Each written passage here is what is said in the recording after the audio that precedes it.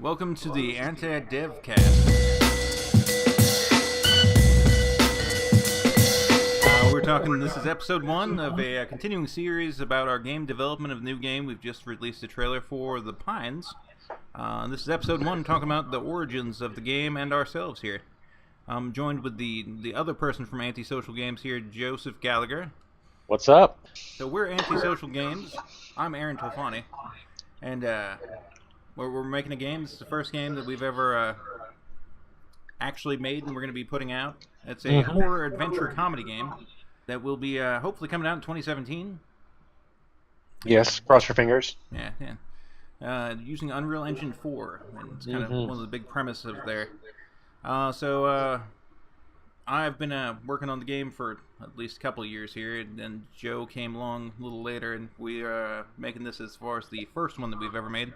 We're going to go over here as the... He's fucking it up this time. The first time was better. We actually recorded this whole cast before, and now doing it again just feels like I'm repeating the same thing, but worse. Yeah, if you guys don't know, this is by far not the first episode, but this is the first you guys are going to hear because someone decided to forget to hit the record button. It was a broadcast button. See, those same shit. There. Yeah. But yes, we're making a game. It's going to be better than a podcast, but here we're going to let you guys know about what the game is about, what the how we're getting it done as far as being people with no experience in the video game industry. So I've personally been working as a salesman for most of my life, which doesn't really help with games at all. But big fan of games, big fan of I was a PC gamer, starting off with my life of gaming. What have you been selling? Your body? Way back in the 80s. Mostly, services through cable companies. Oh, those type of services. Okay. Yeah. Okay. I sell your body on the street corner sometimes on the weekends. Yeah, you wouldn't get much for it. So. Anyway, Joe, what's your gaming background? Well, that's about it. Not much. Not much. Play games, love games. We, as far as development goes, absolutely nothing. I just have a huge love for games, and we'll get into that in more detail in a little bit of what games we're more into and why that works. We feel it works so well for us, but game background. It's what I've learned in the last year and a half working on this project. So. Evident. Yep. So the idea for making a game actually originally came from me playing a tycoon game in which you make games. To which I was like, well, you can do it on the game easy enough. Then I played around with Unity for a little bit. A pretty good engine, but Unreal Engine 4 came out, and then I shifted to where I could definitely see that I can do this. Very easy engine to use. And the coding, as an example, in Unity I tried to make a flashlight work. It took me about 2 days to come up with the code, and I had to copy and paste and figure out something in Java, and I'm not good at that sort of thing. Took about 2 days to do it, and then Unreal came out, and I figured out the whole flashlight scenario, and it took me about 5 minutes at most. Yeah. Without even a tutorial. It was just simple, easy.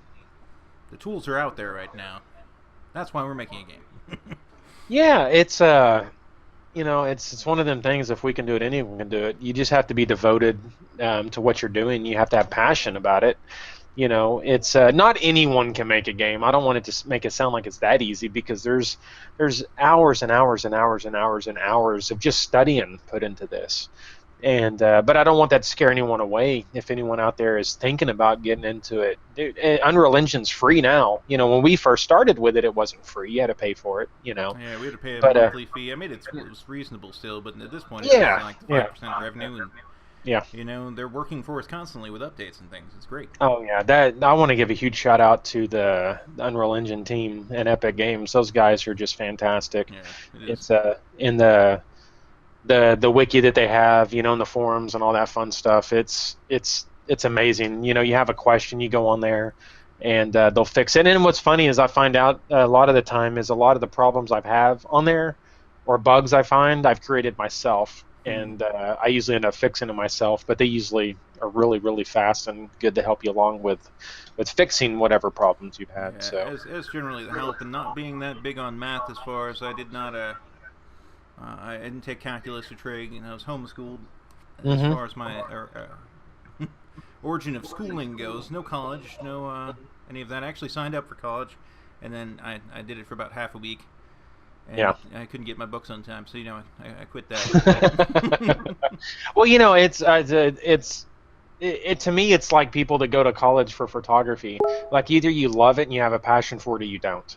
And some of the stuff can be taught, like the mechanical sides of it and stuff like that. But there's a huge art style to this. You can take someone that can't draw at all, and you can teach them to draw better, but they'll never be a fantastic drawer. They have to want to practice. They have to have that want to learn more and be better at that trade. And if not, they won't ever succeed. I don't care how much college you go to. I did the same thing. I went to a little less than a semester in a with a major in game development, and I just felt like halfway through the semester was useless. It wasn't, and that's after basics, after math and reading and all that fun stuff. But it was just it. There was nothing, in my opinion, game related that I would be able to take with me. I know they'll probably learn that eventually. I just wasn't willing Yeah, to give it a chance. and So. there's some colleges that actually teach Unreal Engine and things like that. But I mean, Oh yeah, yeah. I was recently looking up a deal which was like those like 7 presidents that were all lawyers before they became president, and they were all lawyers without going to school at all. Uh-huh. One of them quoted, I can't remember which one it was, but it was like all it takes is literacy and curiosity, and you can get anywhere in life. Yeah, That's of that's course. about all it takes. Of And course. with YouTube and all of these things, like everything's at the fingertips. Hmm. Well, you can go on Steam and you can look at people's passion, to make games, and some are better than others. Some of them, they say they're just taking the asset flips. They're just flipping the pre-made levels on there and stuff like that. I don't want to Shout get out to into that. Grass Simulator. Yeah. Yeah, yeah. I mean, I don't want to get into too much detail on that or point any fingers or anything like that. But if there's nothing wrong at all with downloading assets. We buy a lot of assets from the marketplace on Unreal's marketplace, Yeah. and Our, there's a our lot game of. is a mix of assets, things I've created myself and modeled myself. Hmm. Normally, I'll take an asset and I'll make it my own. It's kind of Yeah, yeah. the way that I make that work out. Yeah. Well, you definitely, anytime we get new assets on there, you tweak it so much that it's not recognizable Yeah. anyways. I mean, But I hate the copy and paste of like I got to put my stamp on everything. And my background came from I was real into being a cinematographer at one point. I mean, I just loved Mhm. the camera moves, the color correction, the color grading. I worked on that for many years as far as just researching. I had a few shorts that were on the YouTube channel that I've made private at this point, so you can't check them out. Yeah. Probably better that way. But Nah, that's my background is movies and the love of movies and the love of storytelling and all of those things. yeah. And to Well, quit, yeah, I think one day you need to open that stuff back up because you had some good content on there. I enjoyed it. I definitely enjoyed it. So. and I mean it's definitely love, but I'm sticking that love into the game. Because I Hmm. do love movies and things like that. And if you have an interactive movie where you're just like a horror movie where you're shouting at the screen, you're just like, "Don't run upstairs! What the hell?" It's like that Yeah. sort of mentality you can do in the game. We're going to give you a lot of choice and a lot of options. So to go over what the game is and the general premise of the game is, it's a horror game. There's some Hmm. adventure aspects, some escape game sort of aspects, little puzzles. But if there's any puzzles, I want them to be very, native and natural and like what you would actually do to accomplish things. So So it's not going to be like playing Zelda. All right. no Zelda involved at all there. Yep. Yep. Also, no figuring out like a Rubik's cube to open a door because I'm not sure how that happens. But if there's a door and you have a crowbar, you can probably open that door. Yeah. That's the sort of solutions that I want in the game. It's definitely gonna be psychological horror. It's not gonna be a Five Nights at Freddy's jump scares and things like that. Main influences are like things like PT was just amazing, blew my mind when I played that. Hmm. I mean, just the general aura and feel of the game. We're going for that, but also 70s like slasher films and 80s slasher films, and really just kind of referencing everything that I know and love in like a Tarantino like mashup of what's going to be in here. And then what Joe likes, as far as his background, was much more Nintendo and platformers and things like that. Oh, no doubt. I'm a very mechanic based game player. The game could have the best story known to man. If the mechanics aren't there, then could care. I could give a See, shit I about it. can I play could an care less. interactive story. I don't even mind. Like I could play the Mass Effect game without any of the gameplay, and I would love the game still. Yeah. Yeah, and that's another thing too. Like we were going to talk about is what we bring to the table. You're a very story-driven person. You love the game it could literally be an interactive movie with Yeah, I mean, little interaction, and you would Telltale love games, it. love those things. Exactly.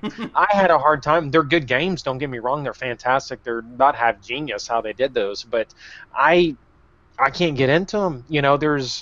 To me, I want there to be a skill level involved in it too. Yeah. And I think we both bring completely opposite ends of the spectrum. We both bring that to the table. And it's going to have some weird stuff. We've worked on some platforming levels. We've worked on some very story-driven levels. And how many levels are we talked about this the last podcast we did that Yeah. absolutely no one saw because you didn't hit record. But That's the type of skill I bring to this game. That skill of forgetting to hit record. But yeah. there should be approximately between 5 and 8 levels, depending on what we get ironed out. Some of them are big and more open world like. Some are small and very personal. Yeah. This game is all about depth and not width. I mean, Yeah. Yeah. like No Man's Sky recently came out, and that one is, it's all width and no depth. Hey, don't talk shit on that game. Not I've been playing insulting it. it, but that's what it is. Yeah. I'll tell you this. Some of my gaming background I come back. We're gonna date ourselves a little bit, but I come from the original Nintendo days, I haven't played a game in a long time that when I logged into it or I opened the game up, that everything was brand new to me. Nothing made sense, and I don't know what the fuck was going on. And the last game to really do that to me was World of Warcraft. I played it. It was only about 3 or 4 months after it originally launched when I played it for the first time, and I'll never forget when I found a treasure chest in World of Warcraft for the first time. I was like, holy shit! I'm the only one to ever found this. I found a secret, and I realized they respawn all the damn time, and everyone finds them all the damn time. So it wasn't that's that another secretive. thing. You got it big in the World of Warcraft and MMOs, Yeah. and that's not my sort of RPG. I've tried like all of them for about a month, and then I get bored. It's like, Yeah. why is my character doing this? What is my motivation? I feel like an actor when I play games. Yeah. And that's the sort of thing. But I mean, like Stanley Parable, huge influence. Like it's just great of all of the things the narrator's talking to you. You got this choice or that choice. There will be a lot of choices. There will be a lot of endings in the game. That's one of the main pillars that we're building upon here. Is that every choice that you make, which in each level there'll be 1 or 2 Boolean choices, like a yes or no choice. It's all going to get saved and is going to make your ending as personal as it can get with about 14 endings or so. Yeah. There's going to be weird secret endings that may not even come out in the first year of people playing it, or maybe they get in the first day. It's hard to say. I know it did. PT was not expected to be figured out so fast. Yeah. So there'll be some very straightforward ways of playing it, or there'll be some very weird ways of playing it. PT was cool. I enjoyed it a little bit. And I know you probably just lost a little love for me when I said that, but it was number one. It was absolutely beautiful. It was a beautiful game, especially playing it on the PlayStation 4. It was absolutely gorgeous. And that's another thing with our game. It's not stylized at all. We're definitely going for a realism aspect on the graphics. We're not trying to stylize anything. Well, slightly stylized in the color part, which is my job of the game. To a more 70s, 80s sort of slasher film, sort of color grade, like almost a Technicolor sort of deal. But yes, it's not going for a weird comic booky or polygony, quote unquote indie sort of thing with it, or pixels or any of that fun stuff. So yeah, but it was a good game. But after walking through the hallway, for the 10th time, I was like, all right, I'm done. And by the time I got bored enough to go ahead and try. I was done with other games for a while. I was like, I'm going to go back and try it again. And guess what? I couldn't download it again. They took it off. So hell with it. I told you. I warned you. It's still I know. Because the thing is it's a shining feat of art. And I mean, what's special about that though is it's not like, oh, you're just scared of the jump scare or whatever. Like the radio comes on, and all of the things that they're talking about, it's all so psychological. It's all so gets in your head, and that's what I like about it. Yeah. Like, Five Nights at Freddy's, something's going to jump out at you. Outlast, great game, also love that, but it's mainly about these like chase sequences and things like that. Yeah. You want to make people think, get weird, break the tension. You build it, you add some comedy.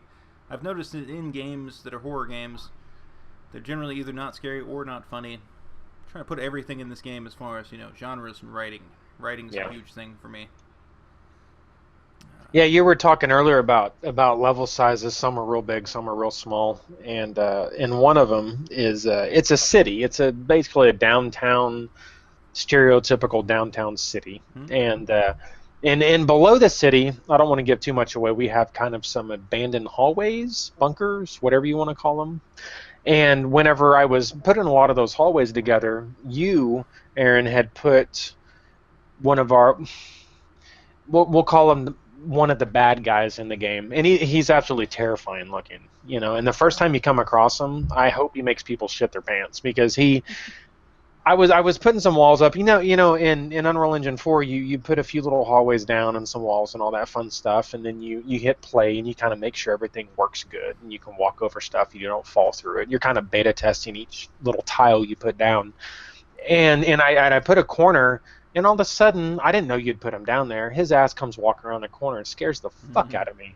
And I literally yelled, and my daughter comes running in here like, "What's wrong with you?" And I said, "This right here." and it's you're doing good if your own game scares the shit out of you. And it wasn't even a jump scare. He didn't jump out at me. He just came walking around the corner. I wasn't expecting it. Also, silence too. Like that's an interesting use in horror. Yes. I love tropes and things that are used in movies and TV and things like that. But Like I was watching some horror movie trailer. I can't remember which one. I'm not just trying to be nice to it or whatever. I would definitely send it out. But it was that's what it was. The Blair Witch Project, the new one. Oh yeah. They're making it, and there's this one scene in the trailer, and there was jump scare noise, and nothing happened.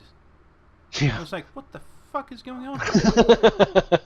I'm supposed to be scared because you have real high-pitched strings going on right now? Yeah. I don't know. Yeah.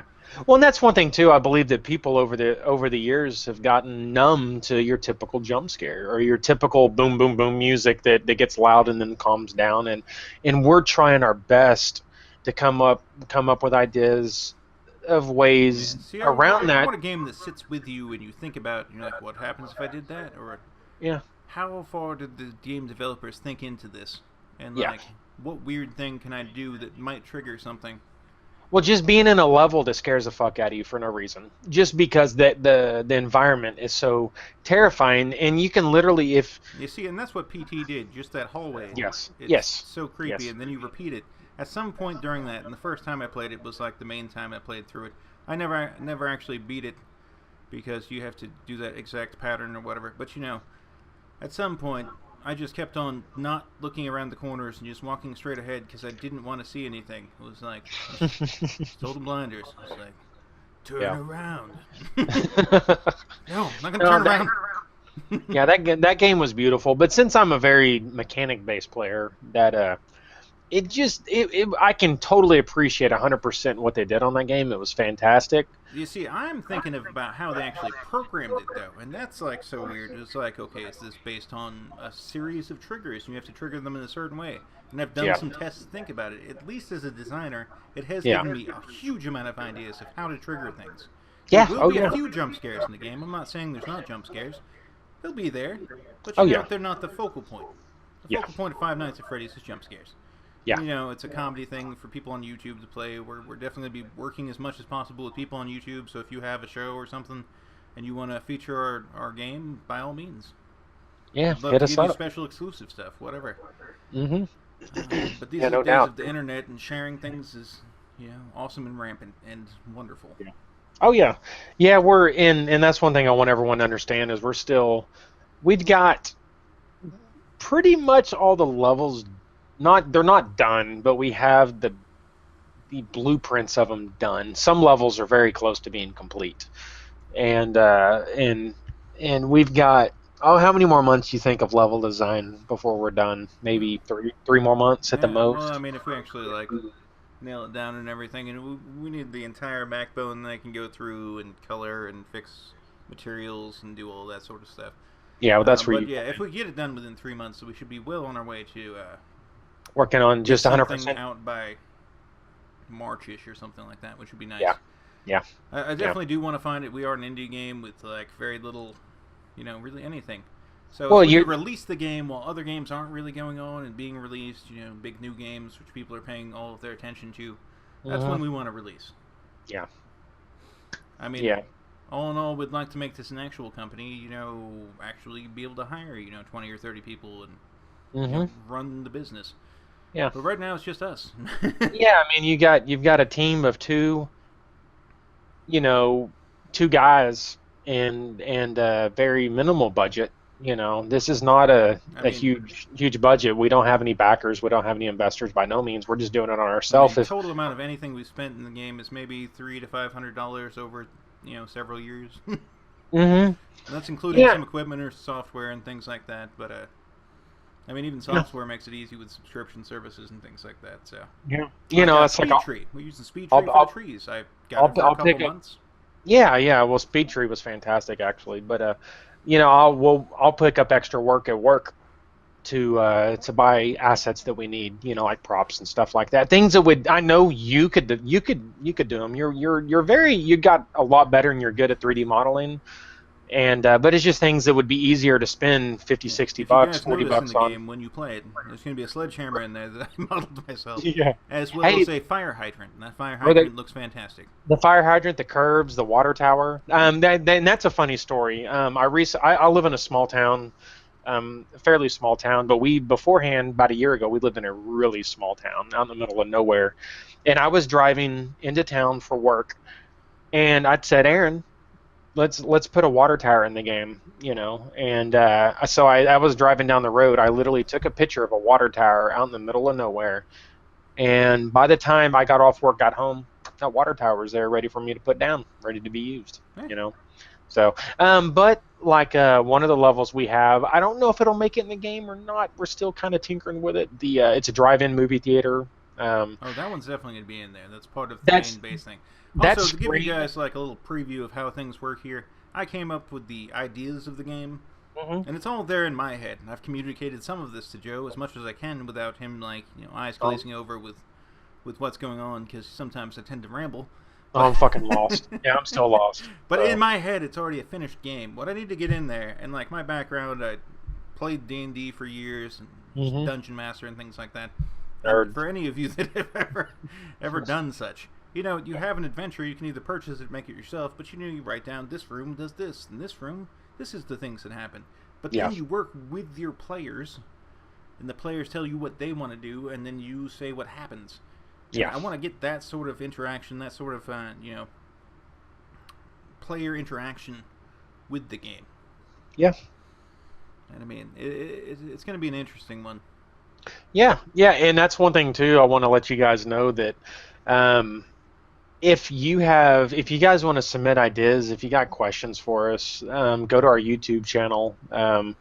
Obviously, that's where this video or this podcast should be hosted. That's where you're putting it on YouTube, right? Yeah, YouTube's going to be the primary. It may Okay. go up on like iTunes or something later if we figure that out or whatever, if people care. Yeah, I can handle that, but I figure that's a couple episodes down the road. But Um, YouTube is my grounds of where I actually monitor and watch and things like that, and it's my channel. So Yeah. Well, and that's one thing I wanted to get into. We're gonna kind of wrap it up a little bit. Is we have a YouTube account. We are a YouTube channel account, whatever you want to call it. We have Twitter. We have Facebook, which you're against, but I'm for it.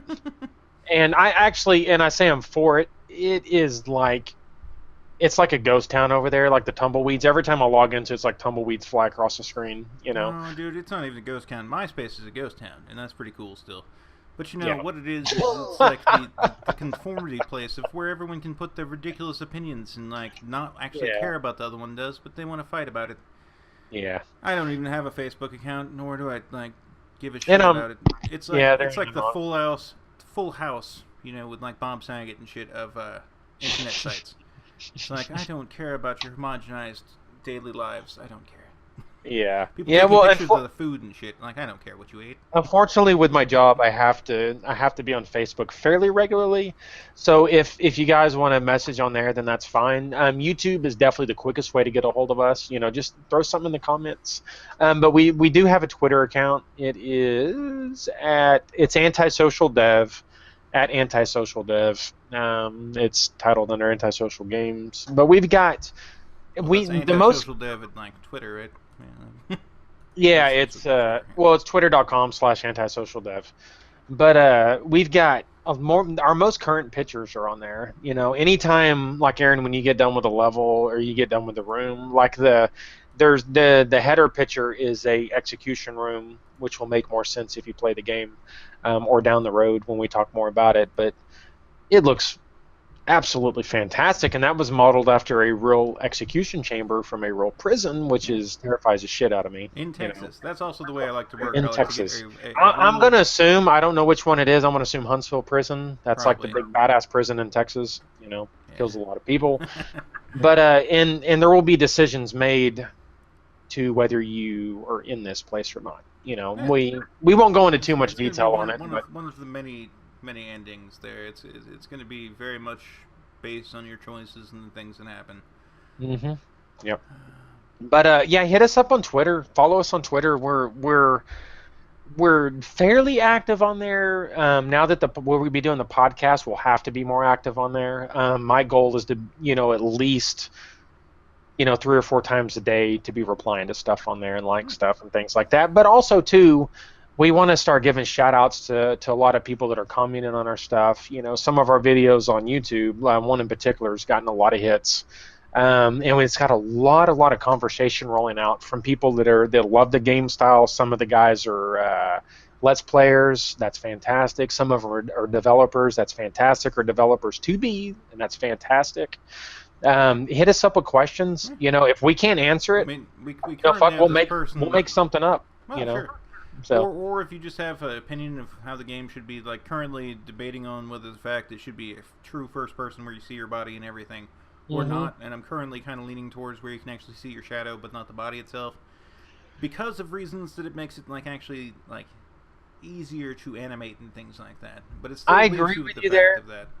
But since I'm a mechanic guy, I like the idea of crawling up on shit and jumping over stuff. And But I mean, and that's something. the person, and give a shout out here. It's a Skilla, Skilla. I don't know, but a person has commented several times on our videos that we've put up there. So shout out. We love the input. Yeah, and that's one thing we're going to do too, is we're going to give shout out to people randomly. I mean, there's quite a few on here. We'd have to have a whole nother episode just to reply to all you guys, and we'll reply to you on there. It'll either be me or it'll be Aaron replying to you guys. It'll show our names, whoever's replying. But like Adam May put on there, it's been a few months ago, but he said he watched the trailer and goes, I literally shit my pants. Fantastic. That's fantastic. That's what we want you to do. And I'm going to really hope you clean that. I literally shit my pants. Well, I'm going to hope you literally clean that shit up, So, yeah.